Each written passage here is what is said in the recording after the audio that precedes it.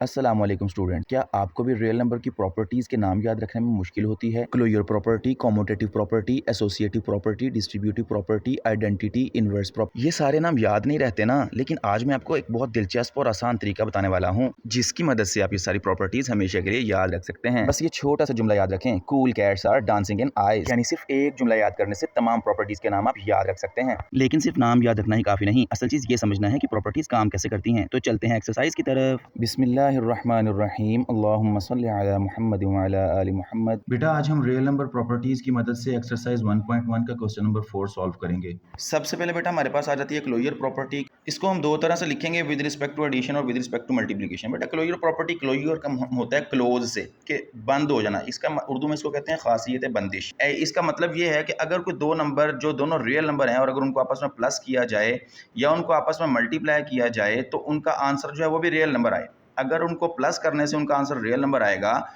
खुद भी real number है, आंसर भी प्लस रियल नंबर आ रहा है, तो हम इसको कहेंगे कि ये क्लोज्ड है, ये क्लोजर प्रॉपर्टी है, रियल नंबर से बाहर नहीं निकल रही। इसी तरह मल्टीप्लिकेशन में अगर वो उसका रियल नंबर आंसर आएगा, दोनों चूंकि रियल नंबर है, तो उसको भी हम कहेंगे ये क्लोज्ड प्रॉपर्टी यानी closure property with respect to multiplication है। इसके बाद बेटा हमारे पास आ जाएगी कॉम्यूटेटिव प्रॉपर्टी। कॉम्यूटेटिव का मतलब होता है तब्दील कर देना, यानी कि तबादला करना। इसको उर्दू में कहते हैं खासियत मुबादला। इसका बेटा नाम से ही जाहिर है कि इसमें इक्वल की दोनों साइडों पे दो नंबर दिए गए होते हैं, दो real number, a plus B is equal to B plus A. यानी कि अगर एक साइड पे a प्लस बी है और दूसरी साइड पे वो b प्लस ए हो जाए, यानी कि उनकी जगह तब्दील हो जाए, उनकी जगह का तबादला हो जाए, तो फिर भी वो जो है उनका आंसर तब्दील नहीं होगा।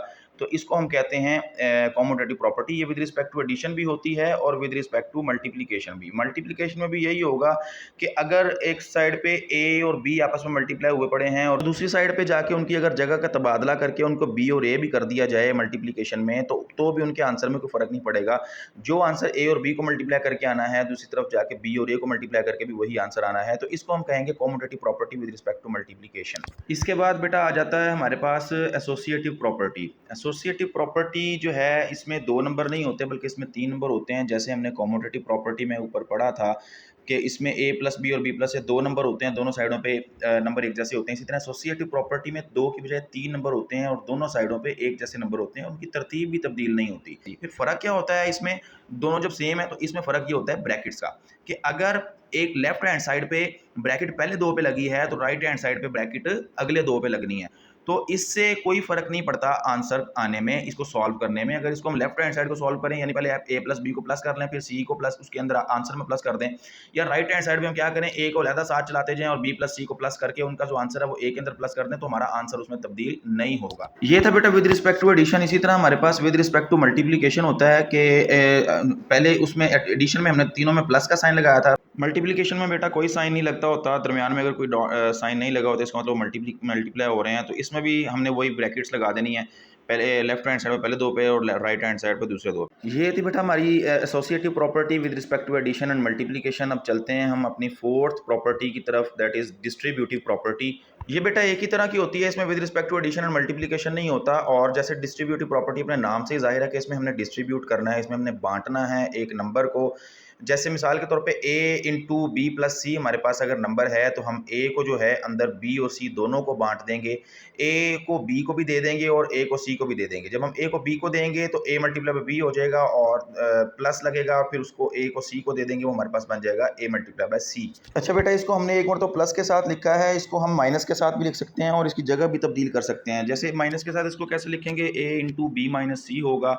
तो इसको जब हम a को b को डिस्ट्रीब्यूट करेंगे, बांटेंगे, तो a b और दरमियान में प्लस की जगह पे सिर्फ माइनस लग जाएगा और ये हमारे पास बन जाएगा a इंटू सी। इसी तरह बेटा अगर हम a को बाद में रख दें, मिसाल के तौर पर b माइनस सी या b प्लस सी पहले रखें और a को बाद में रख दें, तो जब इनको मल्टीप्लाई करेंगे तो b को a से मल्टीप्लाई करेंगे, वो हमारे पास बन जाएगा ba और दरमियान में प्लस या माइनस जो भी लगा हुआ होगा उसको लगा के ca, ये हमारे पास बन जाएगा। ये थी बेटा हमारे पास डिस्ट्रीब्यूटिव प्रॉपर्टी। अब हम चलते हैं अपनी पांचवी प्रॉपर्टी की तरफ, जो कि है बेटा आइडेंटिटी प्रॉपर्टी। ये दो तरह की होती है, एडिटिव और मल्टीप्लिकेटिव। एडिटिव आइडेंटिटी हमारे पास एक ऐसा नंबर होता है कि जब वो किसी दूसरे नंबर में ऐड होता है तो अपनी आइडेंटिटी यानी अपनी शनाख्त को खो देता है, इसलिए उसको एडिटिव आइडेंटिटी कहते हैं, क्योंकि वो ऐड होने से अपनी आइडेंटिटी खो देता है। तो ऐसा नंबर कौन सा है, जीरो हमारे पास ऐसा नंबर है, जब वो किसी दूसरे नंबर में ऐड होगा तो अपनी आइडेंटिटी खो देगा। जीरो खत्म हो जाएगा, दूसरी साइड पे जब उसका आंसर आएगा तो वो खाली ए आएगा, तो इसलिए इसको कहते हैं बेटा एडिटिव आइडेंटिटी। इसी तरह बेटा हमारे पास होती है मल्टीप्लिकेटिव आइडेंटिटी। ऐसा नंबर जब वो किसी दूसरे नंबर से मल्टीप्लाई हो तो वो अपनी आइडेंटिटी खो दे, अपनी शनाख्त खत्म कर दे। तो हमारे पास ऐसा नंबर कौन सा है, वो 1 है कि 1 जब भी किसी दूसरे नंबर से मल्टीप्लाई होता है तो अपनी आइडेंटिटी खो देता है, अपनी शनाख्त खो देता है। जैसे एडिटिव में 0 ने अपनी आइडेंटिटी खो दी थी, इसी तरह 1 ने मल्टीप्लिकेशन में अपनी आइडेंटिटी खो दी। मल्टीप्लिकेशन में हमेशा 1 जो है 2 1 2 3 1 3 1 अपनी आइडेंटिटी खो देता है, खत्म हो जाता है 1। लिहाजा 0 जो है हमारे पास वो एडिटिव आइडेंटिटी है और जो 1 है ये हमारे पास मल्टीप्लिकेटिव आइडेंटिटी हो गया। इसके बाद बेटा हम चलते हैं अपनी लास्ट प्रॉपर्टी की तरफ, वो है हमारे पास इन्वर्स। तो इन्वर्स भी बिल्कुल आइडेंटिटी की तरह हमारे पास दो तरह का होता है, एक एडिटिव इन्वर्स होता है और एक हमारे पास मल्टीप्लिकेटिव इन्वर्स होता है। ये बेटे नाम से ही जाहिर है कि हमारा इन्वर्स, एडिटिव इन्वर्स का मतलब होता है कि जब हमने एक नंबर लिया, अगर हम उसी नंबर का साइन तब्दील कर दें सेम नंबर का, तो वो उसका इन्वर्स बन जाएगा। अगर ए है तो उसका नेगेटिव यानी कि उसका इन्वर्स जो है वो माइनस ए बनेगा। अगर 2 है तो उसका नेगेटिव यानी उसका इन्वर्स -2 बनेगा। ए जो है इसका जब हम माइनस ए यहाँ पे लगा देंगे तो ये हमारे पास इसका एडिटिव इन्वर्स बन जाएगा और एडिटिव इन्वर्स का आंसर जो है वो हमेशा 0 आया करता है। इसी तरह बेटा मल्टीप्लिकेटिव इन्वर्स है, जैसे हमने एडिटिव इन्वर्स में सेम नंबर का साइन चेंज किया, उसमें एडिटिव इन्वर्स में साइन चेंज होता है और मल्टीप्लिकेटिव इन्वर्स में जगह तब्दील होती है। नंबर सेम होते हैं लेकिन जगह तब्दील होती है। देखिए इन्वर्स में एडिटिव में ए था तो उसका नेगेटिव ए हो गया, मल्टीप्लिकेटिव में ए होगा तो इसकी जगह तब्दील करके 1/a बन जाएगा। ये बात बेटा हमेशा याद रखें कि एडिटिव इन्वर्स में हमेशा साइन चेंज हुआ करता है और मल्टीप्लिकेटिव इन्वर्स में हमेशा जो है वो उसकी जगह तब्दील हुआ करती है। और मल्टीप्लिकेटिव इन्वर्स में जब हम एक नंबर को उसके इन्वर्स के साथ मल्टीप्लाई करते हैं तो उसका आंसर हमेशा 1 आया करता है, क्योंकि ए जो है जब अपने इन्वर्स 1/a के साथ कैंसिल होगा तो उसका आंसर 1 बनेगा।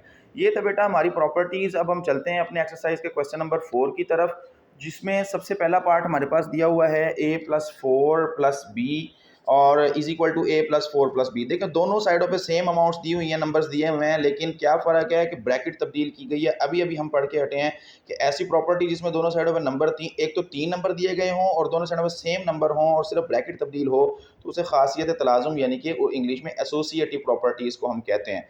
तो ये चूंकि प्लस का साइन बीच में लगा हुआ है तो इसको हम कहेंगे associative property with respect to addition. जी बेटा दूसरी प्रॉपर्टी इसमें दी हुई है 2 square root plus 3 square root is equal to 3 square root plus 2 square root. इसमें आपने स्क्वायर रूट देख के कंफ्यूज नहीं होना, ये सिर्फ ऐसे ही इन्होंने दिया हुआ है, आपने सिर्फ और सिर्फ इसकी तरतीब देखनी है कि दोनों साइडों पर 2 नंबर दिए हुए हैं और एक जैसे नंबर दिए हुए हैं और दोनों की तरतीब भी उल्ट दी हुई है, यानी कि एक साइड पे a+b और दूसरी साइड पे b+a दिया हुआ है।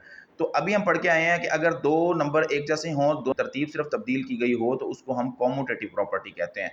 तो ये हमारे पास हो जाएगी commutative property with respect to addition, क्योंकि इसके अंदर प्लस का साइन लगा हुआ है। इसके बाद बेटा आ जाता है हमारा तीसरा part x minus x is equal to 0, जो कि देखने से ही पता लग रहा है कि एक नंबर x दिया हुआ है और उसी का इन्वर्स दिया हुआ है और वो भी एडिटिव इन्वर्स, यानी कि साइन चेंज किया हुआ है। एडिटिव इन्वर्स का मतलब यही होता है ना कि साइन चेंज अगर कर दिया जाए सेम नंबर का तो उसको हम एडिटिव इन्वर्स कहते हैं। तो देखो x दिया हुआ है और उसी का नेगेटिव -x दिया हुआ है और उसका आंसर मैंने आपको बताया था कि एडिटिव इन्वर्स का हमेशा 0 आना चाहिए। तो ये हमें देखते ही पता लग गया कि ये हमारी कौन सी प्रॉपर्टी है, एडिटिव इन्वर्स प्रॉपर्टी है। इसके बाद बेटा आ जाती है हमारा चौथा question, a into B plus C is equal to A B plus A C. देखें वही बात, डिस्ट्रीब्यूशन आ गई, a बाहर पड़ा हुआ था, b प्लस सी अंदर थे, उसने a को जो है वो डिस्ट्रीब्यूट कर दिया, बांट दिया, b को भी दे दिया और a को बांट के c को भी दे दिया। तो ये हमारे पास जब a को b को बांटा तो बन गया ab और जब दरमियान में प्लस का साइन था तो प्लस का साइन लग गया और a को जब c को दिया तो हमारे पास ac आ गया। तो इसको हम लिख देंगे डिस्ट्रीब्यूटिव प्रॉपर्टी। अगला पार्ट आ गया बेटा पांचवा part, 16 plus 0 is equal to 16। देखें 0 प्लस हो रहा है 16 के अंदर और अपनी आइडेंटिटी खो दे रहा है। ठीक है, वही बात आइडेंटिटी वाली प्रॉपर्टी आ गई कि 0 जब भी किसी नंबर के साथ ऐड होता है अपनी आइडेंटिटी खो देता है, तो हम इसको लिख देंगे एडिटिव आइडेंटिटी, क्योंकि 16 प्लस 0 इज इक्वल टू 16 आ गया, 0 जो है वो ख़त्म हो गया। इसके बाद बेटा अगला पार्ट आ गया है part number 6, 100 multiply by 1 is equal to 100। ये भी देखने से आपको पता लग गया होगा कि 1 जो है वो मल्टीप्लाई हो रहा है 100 के साथ और अपनी आइडेंटिटी खो दे रहा है। 1 अपनी आइडेंटिटी खो देगा तो दिस इज़ मल्टीप्लिकेटिव आइडेंटिटी, क्योंकि 1 मल्टीप्लाई होकर आइडेंटिटी खो रहा है, लिहाजा ये मल्टीप्लिकेटिव आइडेंटिटी हो जाएगा हमारे पास। इसके बाद बेटा 4 multiply by 5 multiply by 8 is equal to 4 multiply by 5 multiply by 8। दोनों साइडों पे सेम नंबर और 3 नंबर, दोनों देखें 2 अलामतें आ गई, पहले पार्ट की तरह बिल्कुल। a+4 उसमें प्लस था और इसमें मल्टीप्लाई का साइन लगा हुआ, उसमें भी तीनों नंबर सेम थे, इसमें भी तीनों नंबर सेम है। उसमें तीनों नंबर के दरमियान प्लस का साइन था, इसमें तीनों नंबर्स के दरमियान मल्टीप्लाई का साइन है। वो associative property with respect to addition थी, ये associative property with respect to multiplication हो जाएगी। इसके बाद बेटा आ गया हमारे पास लास्ट पार्ट जो कि A B is equal to B A, जिन इन दोनों के दरमियान कोई साइन नहीं है, इसका मतलब ये दोनों मल्टीप्लाई हो रहे हैं। और ये आपको नज़र आ रहा होगा बिल्कुल सेकंड पार्ट की तरह, उसमें दो नंबर्स दिए हुए थे लेफ्ट हैंड साइड पे और राइट हैंड साइड पे, लेकिन दोनों की जगह तब्दील थी। इसमें भी दो दो नंबर दिए हुए हैं दोनों साइडों पे, लेकिन और दोनों की जगह जो है वो तब्दील कर दी गई है, लेकिन वो प्लस वाले थे, ये मल्टीप्लाई वाले हैं।